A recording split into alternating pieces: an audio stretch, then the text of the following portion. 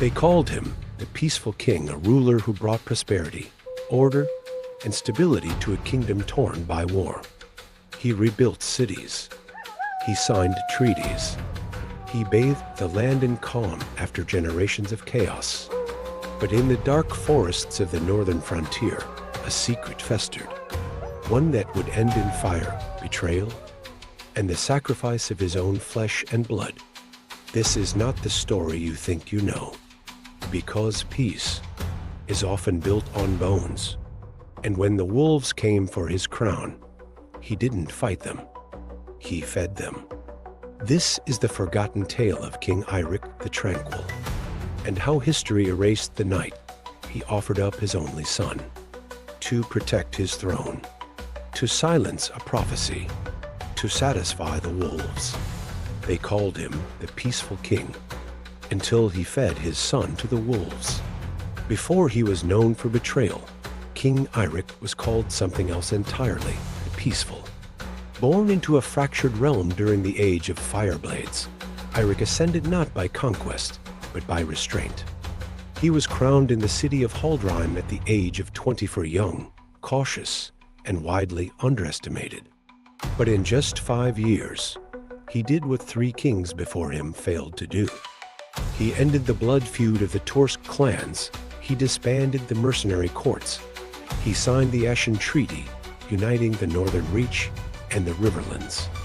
To the world, Eirik was a miracle. He wore no sword. He rode no warhorse. And yet, his kingdom grew. They called him He with the Gentle Voice. They called him Father of Peace. But scrolls discovered in the ruins of Kalderskov tell a different story. The peace Eirik forged came at a cost, one no one dared speak of in the open, because deep within the frozen hold, far from his marble courts, a prophecy took root, and with it came fear. A seer Agra of the ash bone delivered it at the prince's birth. Born beneath Wolf Moon's eye, the child shall shatter the father's peace with his final breath. The child was Prince Lear, Eirik's only son. Most dismissed the prophecy as superstition, but Eirik, who read every omen, consulted every star, did not. He buried it, locked it away in the royal vault, and loved his son, or pretended to. The kingdom thrived. Festivals were held in the boy's name. Lear was healthy, bright, and beloved. Yet, as he grew, Eirik grew quieter, softer, and something colder. Some say it was grief. Others say guilt. But those who served in the high house whispered another word, fear. Eirik had built peace out of chaos, and in the dark, he feared only one thing.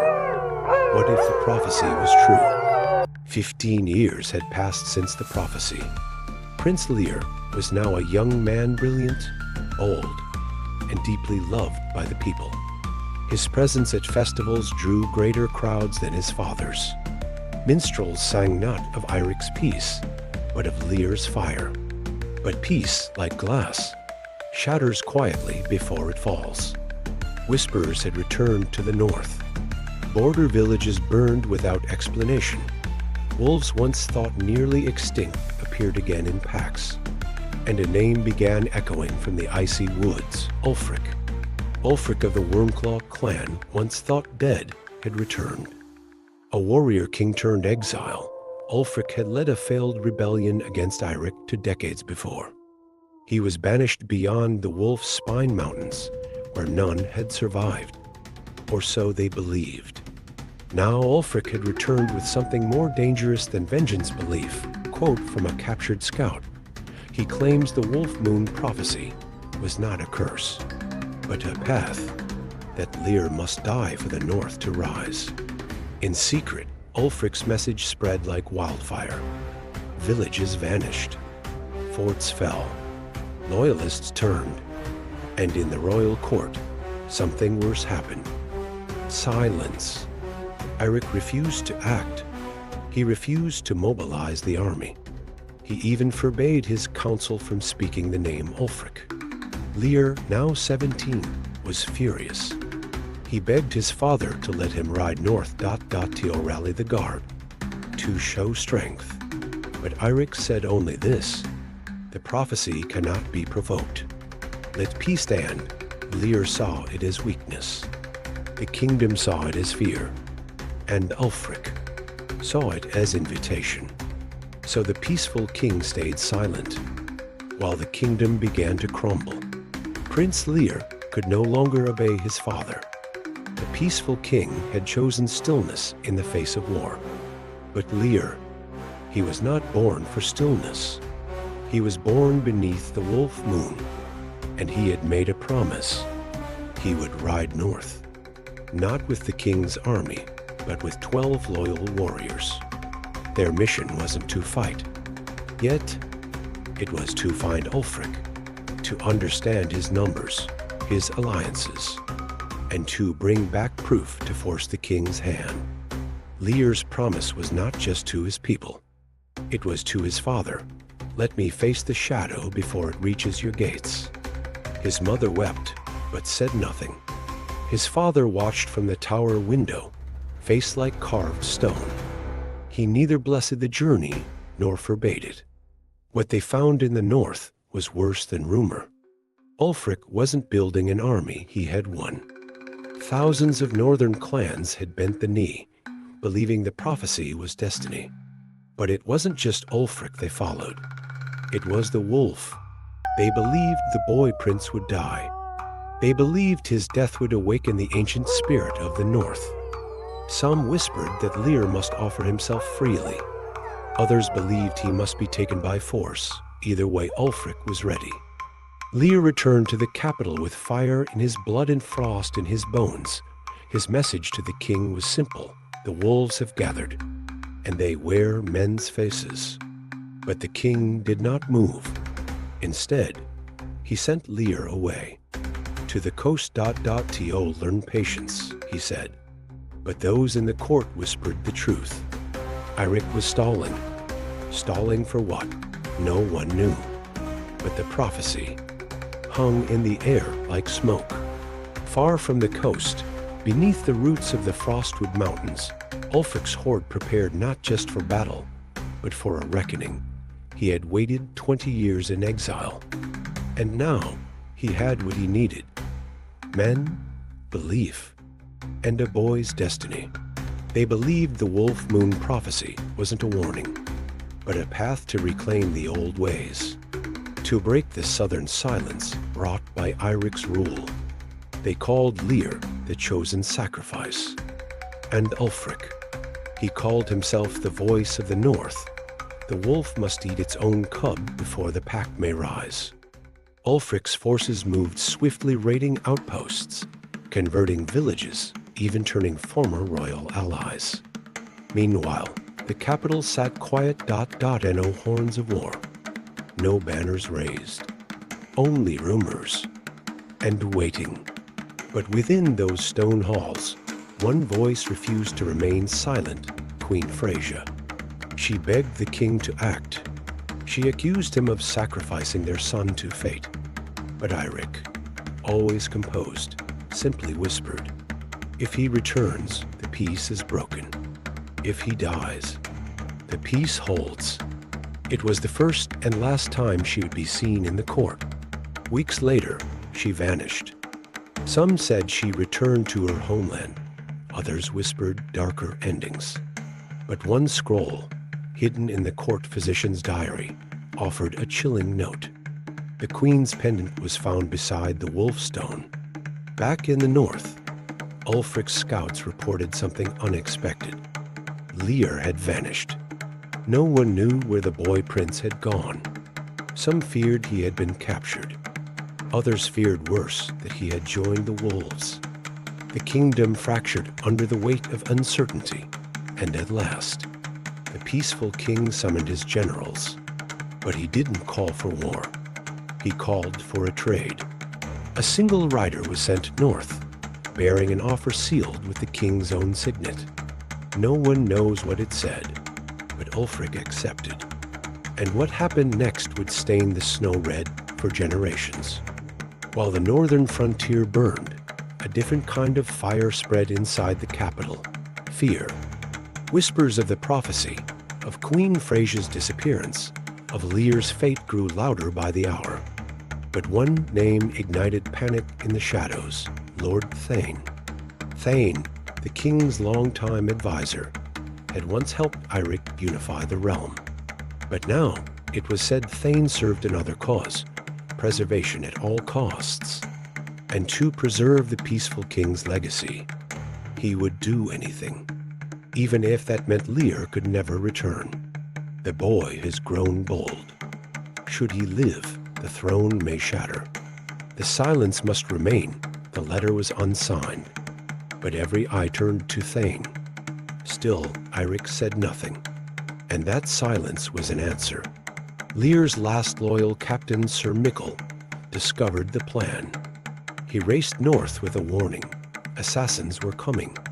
But he was too late, because Lear was already in Ulfric's camp.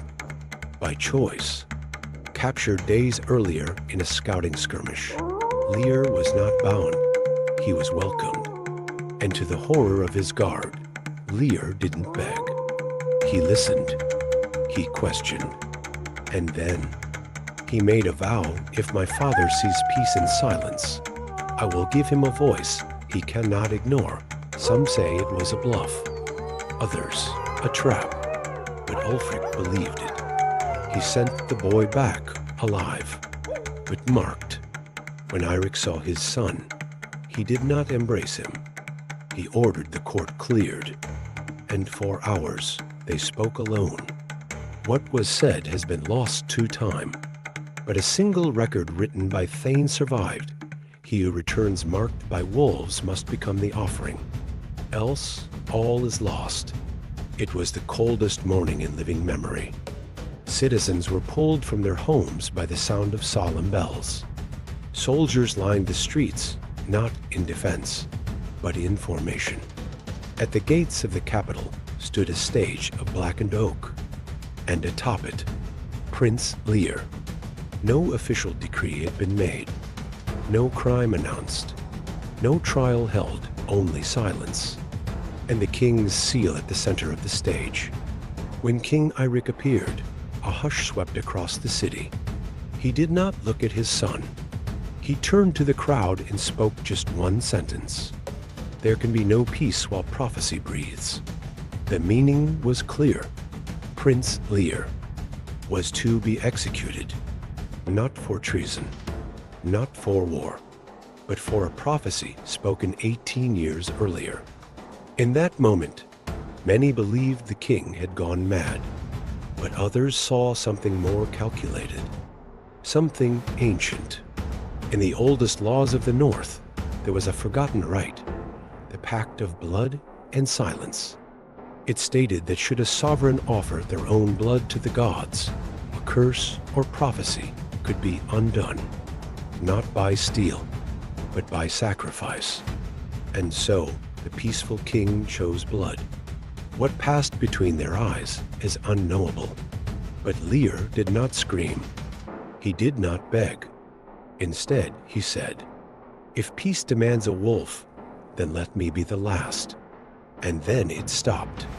Not the axe, the storm, the wolves, the war, everything stopped. According to the Northwood Chronicle, the moment Lear's blood touched the stage, Ulfric's army poised at the capital's border, disbanded. The great wolf at his side vanished into the forest, and Ulfric, mad with grief, disappeared into the mountains. The peaceful king did not speak again. For the rest of his reign, he held no court, signed no edicts. He simply sat day after day, beside the frozen tomb of his son, ... in silence. The wolves were gone. The war averted. And peace, it seemed, had been preserved. But what followed was not triumph. It was shadow. King Eirik, once hailed as the father of peace, became a ghost within his own palace. He spoke to no one. He ruled no more. Every morning, he walked the same path to the marble tomb carved for his only son and sat in silence. The realm waited for justice, for answers, for something. But it never came. The people began to speak again, not in reverence, but in dread. The prophecy had been fulfilled. But what had been lost to stop it? Across the kingdom, whispers rose. Some accused Lord Thane of orchestrating Lear's death to secure power. Others believed the prince had willingly given himself to fulfill the curse. And some began to question whether the prophecy was ever real at all. Rebellion didn't come in swords, but in stories. Tales spread of Lear's bravery, of his willingness to defy both prophecy and power. His name became legend, not as a threat, but as a martyr. Eirik died 3 winters later, not in battle, not by poison, but alone in the tomb garden, with snow piled on his crown. His final words, according to the last court scribe, were, "I gave everything to protect peace, and lost everything peace could protect." In the centuries that followed, King Eirik the Peaceful was remembered, not as a savior, but as a man who chose silence over truth. His legacy was rewritten time and time again by kings, by clerics, by conquerors. But Lear became something else entirely. A symbol. To some, he was a fool who believed in honor more than power. To others, he was a martyr who broke the cycle of bloodshed. But to the people of the North, he was the last voice. The boy who died not for prophecy, but for the right to be heard.